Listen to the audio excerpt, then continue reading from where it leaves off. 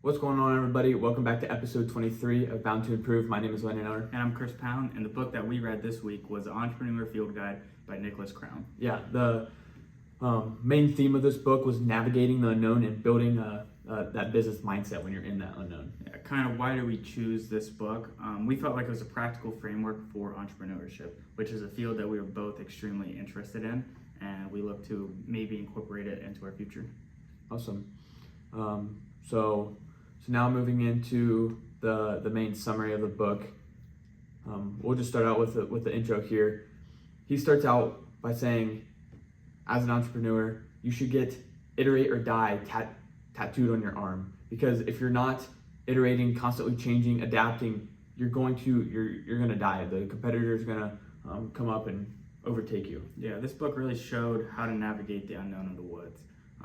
And to be comfortable with the uncomfortable. I remember back in high school, and we've had this conversation before about coaches saying, be comfortable being uncomfortable, and this directly is correlated in this book. Yeah, and something else that was nice that Nicholas Crown did specifically was to make this a field guide, not a how-to manual. He wanted to provide the guardrails, but not give you a step-by-step, because if you follow someone else's step-by-step, then it's not really yours, and any success that comes out of it is pretty much useless. Yeah, it's almost like you cheated along the way. Yeah. And so when you get to that final destination, it's not going to be worth it because you didn't do it for what you wanted to do it for. Yeah, so you basically go out, follow key principles, but go out in the woods and figure it out by yourself. Exactly. Moving on to section 1, the limitless unknown, the woods. Essentially is what he's talking about in this section. Yeah, and here he starts off by a business or an entrepreneur or venture is anything that drives value. Yeah. Anything that's not valuable to someone else is not going to make it anywhere in the marketplace. Yeah, he goes on to say that business is an act of creating value in society. It can be many things, but it has to create value. Yeah, and this business is the woods. Yeah. Every day is the unknown. You don't know if you're going to survive today or not. Are you going to make it to the end of the week? Yeah. You just don't know. You don't know. You got to figure it out. Exactly. And when someone tells you exactly what they did or what has worked for them, they're handing over useless information. Only you can sketch and refine your roadmap to getting to where you want to be. No one else can do it for you. It's almost like you have to fail in order to succeed. Yeah. So how can you sketch your own path? One of the most important first steps is answer some of these questions. This really hits on Simon Sinek's Find Your Why book. So what is meaningful to you? What would you create for fun? What can you do better than anyone else? And what opinion do you have that differs from most people? Yep. Moving on to section 2, taking inventory. Identifying an opportunity is useless unless you can specifically fill it. Yeah, you have to be the right individual for that opportunity. Yeah. And this kind of hits on Outliers by Malcolm Gladwell. You have to have those 10,000 hours put in to be able to really seize that opportunity. So how can you do this? You have maybe revisit some of your childhood or your teen hobbies. Ask your closest friends what you'd be good at. Take a personality assessment. See what fits your vibes, what doesn't. And then actively visualize your dream scenarios. So what can you think of right now that you would be like, man, I would love to do this? Yeah, and on top of that, in what ways are you going to be able to communicate your ideas? And then lastly, who do you admire in the real world and why? Yeah, you can take some of their values, some of their principles that they use to get where they're at today, and kind of utilize them in your own. But not steal them. Process. But not stealing, because their process is going to be different from your process. So just keeping that in mind. It's not a one size fits all type of thing. Yeah, and this is why you have to have a clear understanding of what you want to do and what you don't want to do. And one of the most important aspects here is future casting. Yeah. So kind of like what we were just mentioning, where do you want to be at? What are you doing on a day-to-day basis? Who are you spending the most time with?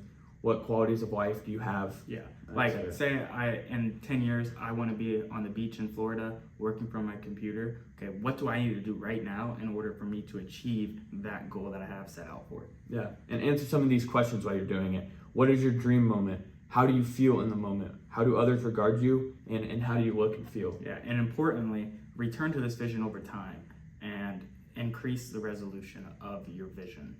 Yeah, because everything, like your why changes, Everything changes. your interests change. And you have to be able to adapt to the current situations that you're put through. Otherwise, you're going to be left in the dust. Yeah. And that's why it's so important. And he emphasizes, get the tattoo that says, iterate or die. You know, because you constantly have to be changing. You constantly have to be looking for new ideas and new ways to quote unquote make it out of the rat race. Yeah.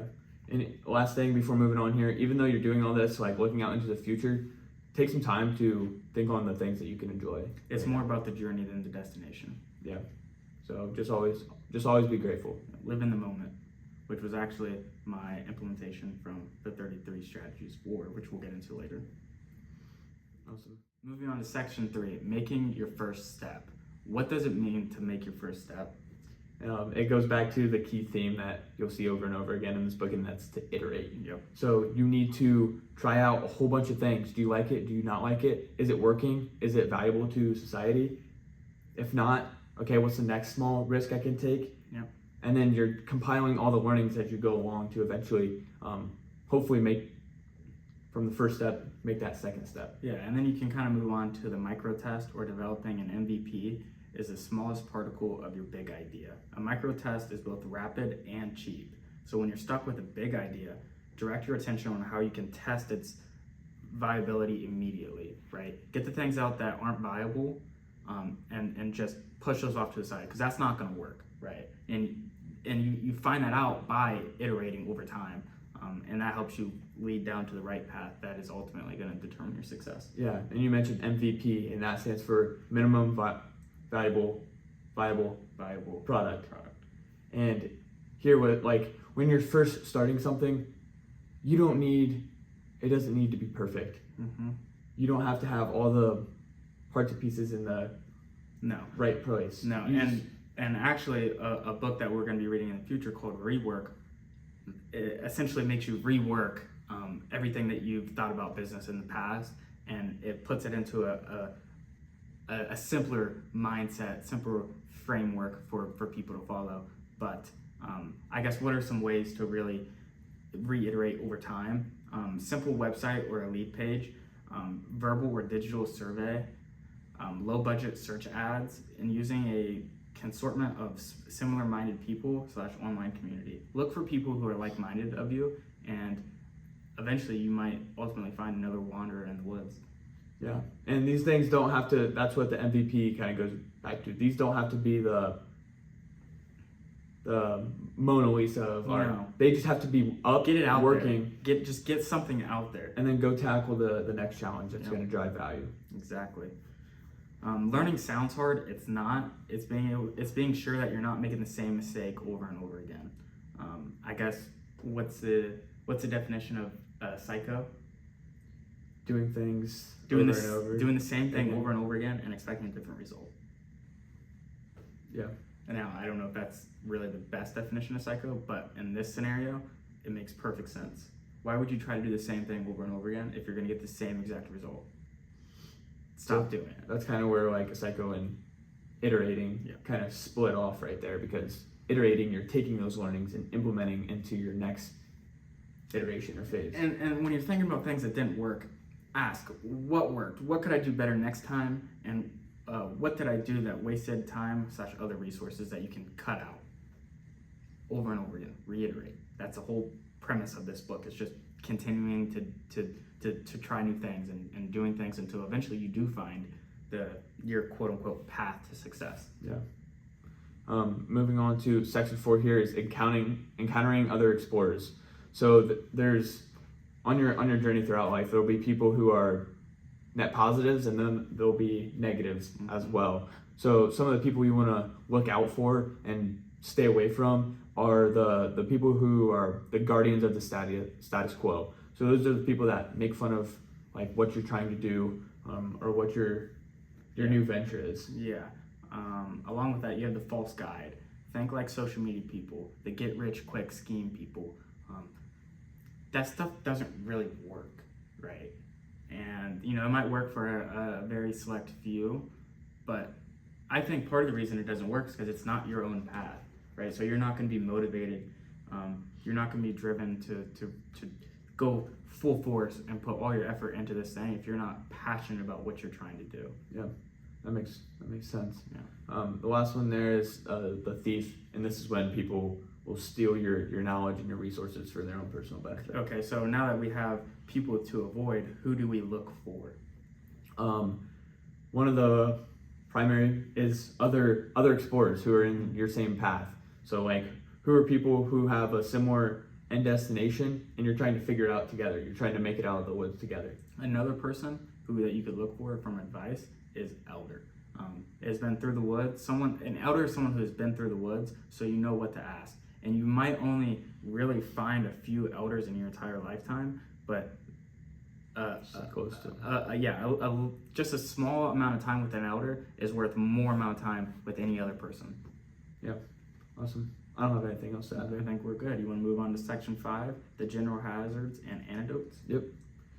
So the first one is you can only learn from doing. Take it from the perspective of trading or investing. Like if you could read all the books in the world on trading and investing, but that's only going to get you so far. Until you're actually in the mud and doing it yourself is when you're going to have those real learnings kick in. Yeah, so what's the difference between investing and gambling?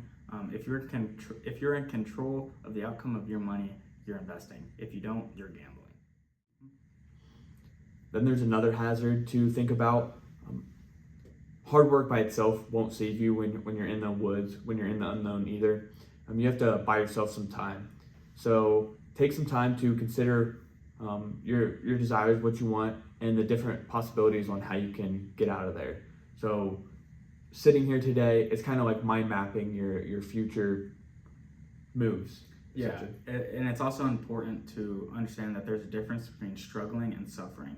Struggling, honestly, it's healthier than suffering because suffering is unhealthy.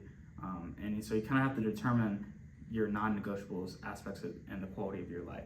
If you're not willing to substitute so-and-so for this because that's a non-negotiable, then you have to live by that. Because if you're constantly making changes in your life to make other people happier, then you're just sacrificing yourself and you're suffering in that moment. Yeah. Rather than struggling. Struggling you can get through. Suffering is not so easy. Yeah. So just take the time to really separate. I'm not gonna give up time at work or I'm not gonna give up time away from my family to work. Yeah. Like that's. I'm not gonna go home and take home a bunch of work when I should be spending that time with my family. Yeah. So moving on to section 6, breaking ground.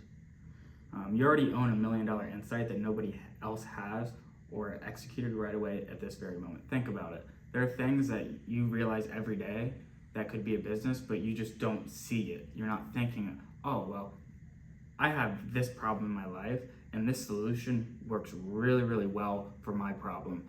How can I capitalize on this solution? Because maybe it's gonna add value to other people's life as much as it has added value to my life. Yeah, it's kind of like Multipliers by Liz Wiseman. She talked like the talent magnet aspect. Mm-hmm. You have to look for talent everywhere. Same thing with ideas. You never know, like even if you're walking through the grocery store or you're on your drive home from work, you never know what idea might pop into your mind when you're actively looking for them. So then it goes on to the concept of an idea collaborator. What does this look like? It's someone that has a similar communication style to yours, but also a different skill set and different experiences that they've lived through. And lastly, you guys are both aligned on a vision and financially with the outcome of the project. You guys have to be able to communicate well, and you guys have to have the same kind of end goal in mind. Otherwise, you're going to want to go off in different paths, which is fine, but understand that if you're trying to collaborate with somebody, that in order for it to be a successful collaboration, you guys both have to be aligned in certain aspects of your life. And 2 more things I'll add on to the partners thing. So first one is if you're gonna engage with a partner, you have to make sure you have a contract in place first, because life happens, stuff happens. You never know what happens. So make sure you have who gets what, when, and why written down. Next is if you're going to do something with a friend, you have to be able to separate out friendship from work. Yeah. So if you guys usually hang out for the weekends, go grab lunch or something, you should still continue to do that after you're engaged in working with one another, so it doesn't rupture the relationship. Yeah, because ultimately a relationship is more important than essentially anything else, because at the end of the day, if you have a strong relationship with this person and you know that they're a driven individual, at some point in your life you're going to be able to call on your relationship to help you in a different aspect of your life. Yep. Friends are important. Keep your relationship strong with your friends, and if a friend doesn't have the same vision that you have, Time to move on. cut ties with your past. Moving on to section 7, the seasons. Crown really breaks down that business is like the 4 seasons. We have winter, we have spring, we have summer, and then we have fall. Yeah, and these all kind of hit on principles that we talked about previously. So it starts out in winter. You have 0 capital, you have 0 direction. So it's like, what's the first step? So this goes back to that section we were talking about making that first step. First you have to find yourself by kind of asking these questions again. What is an end state I can work backward from? What is a situation I'd like to avoid altogether? What have I been doing that hasn't been working? What's been working? Are there any habits that if I remove from my life would lead to more success with less effort? So it's kind of like the things you got to sit by yourself and figure out. Moving on, after winter comes spring. This is when you have capital equals 0 and direction equals defined. You know what you want to do, but you have no money. So what do you do at a point like this? Iterate, iterate, iterate. Constantly keep trying to adapt. Constantly keep trying to change. And eventually, at some point, you move on to summer, which is when you have... Yeah, and when you're iterating, it's like taking bets by rolling 1,000-side dice. Yeah. So they shouldn't be huge bets that's going to wreck your...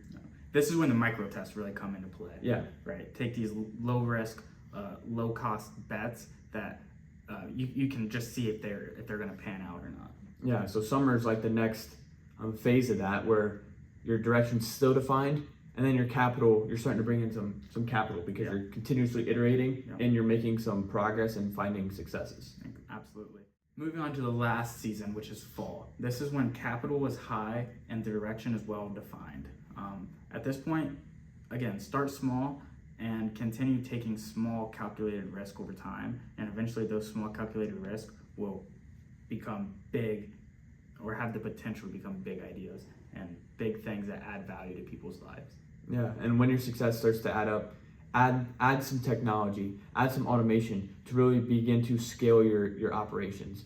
And this is a pivotal point where things like standard operating procedures or SOPs coming into play. That's how can you're going to transition from doing to more making decisions. So once you have those processes in place, which is what those SOPs lay out and define, then you can add capable people to your team, and they're going to start doing the doing aspects, and you're going to be more of a decision making, facilitating those iterations. Yep. Moving on to section 8, uncovering hidden treasure. You have to be able to try new things in the woods in order to strike gold. I guess he talks about X-ray and Post-it notes and microwave. They all came from, like, they discovered those By accident. By accident. Yeah. So like Post-it notes, some guy was trying to create a really strong adhesive, and it turned out to be Not that strong. Yeah, not that strong at all. So he's like, well, what if I just slap it on top of a little piece of paper and I can use it to take notes during my meeting or my work day? Yep. And boom, it's got a huge product line that sells, I'm not even sure what in a year. Probably billions of Post-it notes a year. Yeah. Awesome. Last section here is homecoming. And he just brings it all back together in this section. So if you're comfortable in the unknown, when are you uncomfortable? And I think that's what Chris was talking about, like when we were talking about being on basketball teams in high school. Mm-hmm. Just be comfortable in the uncomfortable. Yeah. There are always situations where you might feel like not necessarily well prepared, right? Got to be comfortable being uncomfortable. There's no way to really tie anything else to that together. It's just the idea that, the more comfortable you are with being uncomfortable, you're going to be able to adapt to these uncomfortable situations to where you are comfortable making the right decision. Yeah. And eventually, after you spent your time in the mud, in the woods, figuring it out, make sure you go back and share what you learned. Be that elder for others, explorers on their journey. Yep. Alrighty, I think that covers our main summary notes. Do you want to go into favorite quotes? Yeah. So I'll start here. Comfort with the place of not knowing is what helps you succeed far more than any other attribute. And that's just basically hammering home what we were talking about in the homecoming section. Yeah, for mine, 1 minute with an elder is worth 1,000 hours to a humble traveler. Right? Elders know more than anybody else, so really value what they have to say because they've been through it. They've been through the mud. They've been through the woods alone, so they know exactly what's going on. And if you're dealing with this specific situation, they may have the recipe to avoid that situation. Yeah. So we're going to move into our implementation from last week now. So we read 33 Strategies of War by Robert Greene, and a big theme that I took away was you only have a certain amount of time on this earth, so kind of live with your back up against the wall and don't have that safety net in place. So I wanted to kind of put that into perspective, so I wrote out the number of days I have left until turn 90. 90. So it'll be interesting to see how was it those stick down. 24,000 something days? Yeah. Alrighty. Last week for me, it was to stay in the moment and cut ties with your past. And you might be asking, Chris, how do you do that? That's not a simple implementation. Not at all. And so I found the best way for me to do that, because everybody goes through different things throughout life. Regardless of that, I found the best way for me to do that was to go cold turkey on social media. Deleted Instagram, Snapchat, TikTok, all sorts of things. And I almost feel like it's like a weight has been lifted off of my shoulders. I'm not anxious. I'm not worried about what other people are doing constantly. I'm kind of just living my life, doing what I want to do, and forgetting about what other people think. Yeah, which is good. Yeah, it's awesome. So now we're gonna go into what we're gonna take away from this book and try to implement. So my first one here is how can we do some micro tests on this podcast to make it more valuable for everyone. And the first one that we did was try to switch up the formatting here of our episode structure. Yeah, and for me, I want to start and try to find the elders from the woods, right? I want to try to at least once a week talk to somebody who is older than I am that has experience in the field that I want to pursue one day. And so I'm going to go at least try once a week to talk to somebody who's more experienced than I am. Yeah, that'll be tough because they're few and far between, but absolutely. That'll be good. Alrighty. Awesome. So to wrap it up here, next week we're going to read Ego is the Enemy by Ryan Holiday. And that wraps up this week's episode. So thank you guys all for tuning in. And check us out on YouTube, Spotify, Apple Podcast, Instagram, and TikTok. Bound to improve. We'll see you next week. Yep.